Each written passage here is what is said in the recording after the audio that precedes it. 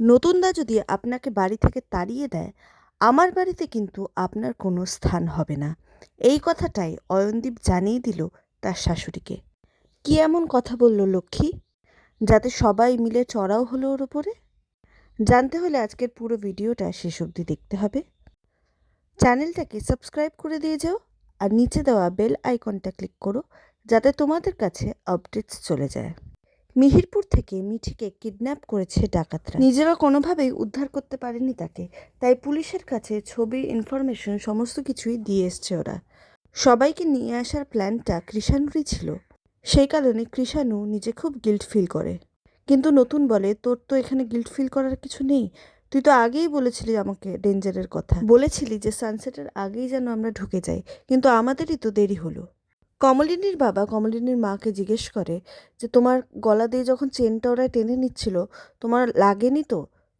তখন কমলিনীর মা বলে, এই নিয়ে ভাবার তো এখন আর সময় নেই আমার কাছে। হ্যাঁ, আঁচড় লেগেছিল, অল্প একটু জ্বালা করছে, কিন্তু এই নিয়ে ভাবার এখন সময় নেই।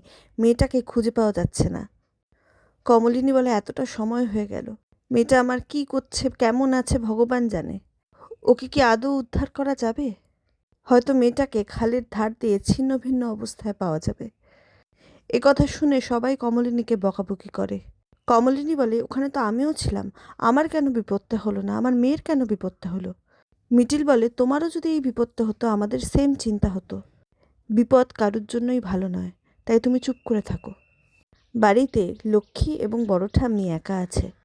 তাদেরকে ছেড়ে বেশিক্ষণ অচেনা জায়গায় থাকাও যাচ্ছে না। সেই কারণে সবাই ডিসাইড করে যে কৃষাণু এবং বুবলাই মিহিরপুরে থাকবে এবং বাকিরা ফিরে আসবে কলকাতায়। কৃষাণু বলে, আমি যখন ওকে দায়িত্ব নিয়ে এসেছিলাম, ওকে দায়িত্ব নিয়ে ফেরানোটার কর্তব্যও আমার। বুবলাই বলে, আমিও তোর দাদা, আমি এখানে থাকছি, তোমরা সবাই বাড়ি ফিরে যাও। সবাই প্রচণ্ড ভয়ে আছে, তাই কুর্চি পুলিশকে রিকোয়েস্ট করে পুলিশ যেন একটু তাদের এগিয়ে দেয়। পুলিশ সেই বন্দোবস্তই করে। সবাই পুলিশকে রিকোয়েস্ট করে যেন মিঠিকে খুব তাড়াতাড়ি খুঁজে বার করে দেয়। কিন্তু পুলিশ বলে, দেখুন, আমরা তো ম্যাজিশিয়ান নই, আমাদের তো জানা নেই যে মেয়েটিকে ওরা কোথায় রেখেছে। আমরা চেষ্টা করছি, কিন্তু গ্যারান্টি দিতে পারছি না যে আজকে রাতের মধ্যেই ওকে খুঁজে বার করে আনবো। ইনভেস্টিগেশন যেরকমভাবে এগোচ্ছে সেরকমভাবেই এগোবে। আপনাদের মেয়ের খোঁজ পেলে আমরা ঠিক আপনাদের দিয়ে দেবো। পরের সিনে আমরা দেখতে পাই যে সবাই বাড়ি ফিরে এসছে, আর বাড়ির হল ঘরে প্রেজেন্ট আছে বড় ঠাম্মি, অয়নদীপ, কুর্চি, বাবিল, নতুন এবং কমলিনী। কমলিনী মাঝে মাঝেই জ্ঞান হারাচ্ছে। কুর্চির কাঁধে মাথা রেখে শুয়ে আছে কমলিনী, আর পাশ দিয়ে লক্ষ্মী বলে যাচ্ছে, আমি আগেই বলেছিলাম না যেতে। সবাই মিলে দল বেঁধে ড্যাং ড্যাং করে চলে গেলে কুর্চি ঝ্যাঁচকানি দেয় যে, মা তুমি থামবে, এসব কথা শুনতে কারুর ভালো লাগছে না। লক্ষ্মী বলে, বেলা গড়িয়ে গেল, এখন অবধি মেয়েটার কোনো খোঁজ পাওয়া গেল না। নতুন বলে, আমার খুব হেল্পলেস লাগছে, সব থেকে হেল্পলেস লাগছে যে আমি কিছু করতে পারছি না, এখানে বসে আছি। কমলিনী বলে, আমি বুঝতে পেরেছি, আমার মেয়েটা আর বেঁচে নেই। এ কথা শুনে কমলিনীকে আবারও বকাবকি করে সবাই। কমলিনী বলে, আমার চিন্তাটা কোথায় তোমরা কেউ বুঝতে পারবে না। কুর্চি বলে, তোমার চিন্তা কোথায় আমরা সবাই বুঝতে পারছি। কমলিনী বলে, আমার মেয়েটা খুব নরম, তাকে সবসময় আমি আদর যত্নে মানুষ করেছি, ওর ওপরে কোনো আঘাত সহ্য করতে পারবে না, নিতে পারবে না ও। কুর্চি বলে, মিঠির জীবনে তেমন যদি কোনো ঝড় আসেও, মিঠিকে সেটা ফেস করতে হবে এবং আবার ঘুরে দাঁড়াতে হবে। অয়নদীপ বলে যে, বৌদি তুমি এরকমভাবে কেন ভাবছো? আগে থেকে নেগেটিভ ভাবলে কি করে চলবে? পুলিশ তো মিঠির খোঁজ চালাচ্ছে, ওকে ঠিক পাওয়া যাবে, এসব নেগেটিভ কথা ভেবো না। এরপরে লক্ষ্মী বলে, আজকে যদি মেয়েটার কিছু একটা ক্ষতি হয়ে যায়, ওর এখনো বিয়ে হয়নি, তখন তো লোকেরা বাজে কথা বলবে আমাদের মেয়েকে ঘিরে। মিঠিকে আমরা আর বিয়ে দিতে পারবো? লোকে তো আমাদের বাড়ির দিকে তাক করেই কথা বলবে, ওর চরিত্রের দোষ দেবে। এই কথা শুনে রেগে যায় সবাই। নতুন বলে যে, আচ্ছা মাসি, তোমার মুখে কি কিছুই আটকায় না? তুমি একজন মেয়ের সম্পর্কে এরকম কথা বলতে পারছো কি করে? আজকে যদি মিঠির জায়গায়, I am very sorry to say করছি, যদি তোমার মেয়ে হতো মাসি, তখন তুমি কি এক কথা বলতে পারতে? কারণ মেয়ের সম্বন্ধে না এরকম কথা বলা যায় না। আমাদের মনের অবস্থাটা কি হচ্ছে তুমি একবারও ভেবে দেখবে না? কমলিনী বলে, উনি তো নিজেকে ছাড়া কারুর কথা ভাবেন না, উনি কোন দিন আমাদের কথা ভেবেছে? উনি সবসময় পাড়া প্রতিবেশী সমাজ কে কী বলবে এসব কথাই ভেবেছে, নিজের কথা ভেবেছে, কিন্তু নিজের বাড়ির লোকেরা কি ভাবছে সে কথা সে ভাবেনি। আপনি তো আমার জীবনে বরাবর অনেক রেস্ট্রিকশন রেখেছেন। আপনি যেভাবে বলেছেন আমি সেভাবে চলেছি।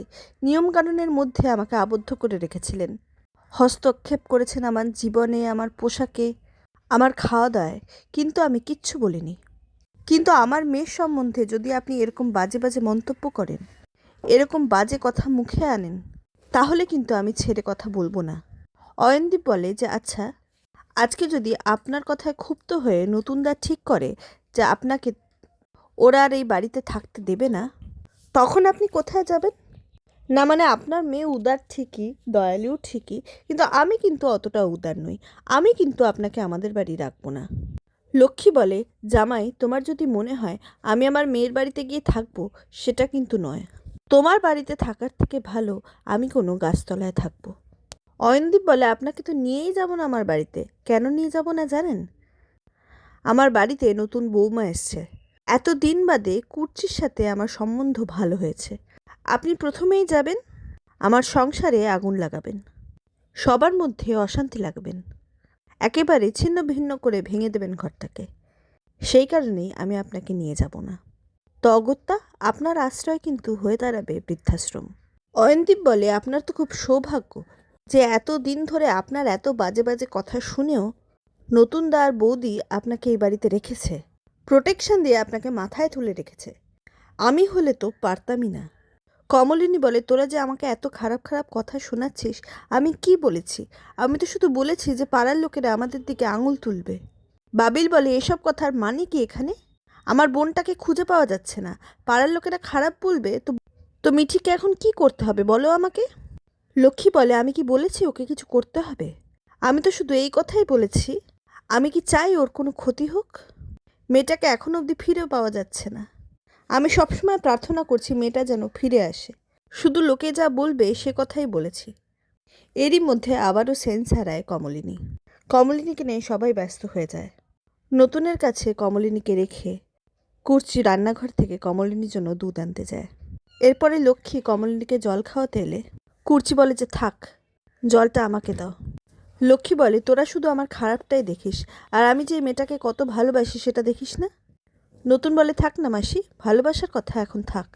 কমলিনীর মুখে জল ছিটিয়ে আবারও কমলিনীর সেন্স ফেরায় নতুন। নতুন বলে যে কমলিনী জলটা একটু খাও। কমলিনী কাঁদতে কাঁদতে বলে যে না, আমি কিচ্ছু খাবো না, যতক্ষণ না আমার মেয়ের কোনো খোঁজ পাওয়া যাচ্ছে আমি কিচ্ছু মুখে তুলব না। তখনই অধরা মাধুরীতে বেল বাজে এবং কৃষাণু ঘরে আসে। কমলিনী কৃষাণুকে দেখে বলে, আমার মেয়ে কোথায়? কৃষাণু বলে, কথা দিয়েছিলাম আপনার মেয়েকে নিয়ে আসবো, আপনার মেয়েকে নিয়ে এসেছি, পুলিশের সাথে আসছেও। এরপরে বুবলাই এবং মিঠিল মিঠিকে নিয়ে ঢোকে। মিঠির যে কিছু একটা হয়েছে সেটা মিঠির অবস্থা দেখে আশঙ্কা করে সবাই। এরপরে মিঠির দিকে নতুন এগিয়ে এলে মিঠি আঁতকে উঠে বলে, ছোবে না আমায়, কেউ ছোবে না আমাকে। এবং লক্ষ্মীমণির আশঙ্কায় যে ঠিক, লক্ষ্মী চেঁচিয়ে চেঁচিয়ে সবাইকে বলে যে আমি ঠিক ভেবেছিলাম, ঠিক বলেছিলাম, সর্বনাশ হয়ে গেছে মেয়েটার। লক্ষ্মীর এই কথা শুনে বড় ঠাম্মি চিৎকার করে ওঠে, বলে যে তুই যা, নিজের ঘরে যা, নিজেকে আটকে রাখ, বেরোবি না তুই আর। মেয়েটা বেঁচে ফিরে এসছে এই নিয়ে কোনো উৎসাহ নেই, শুধু সর্বনাশ হয়ে গেছে বলে চেঁচিয়ে যাচ্ছিস। কিচ্ছু হয়নি, মিঠি যা, বাথরুমে যা, চান করে নে, সব ধুয়ে মুছে যাবে, কিচ্ছু হয়নি, কিচ্ছু হবে না। আর আজকে এভাবে এপিসোডটা শেষ হয়। আজকের এপিসোড তোমাদের কেমন লাগলো জানাতে ভুলো না। দেখা হচ্ছে পরের ভিডিওয়ে। সাবস্ক্রাইব।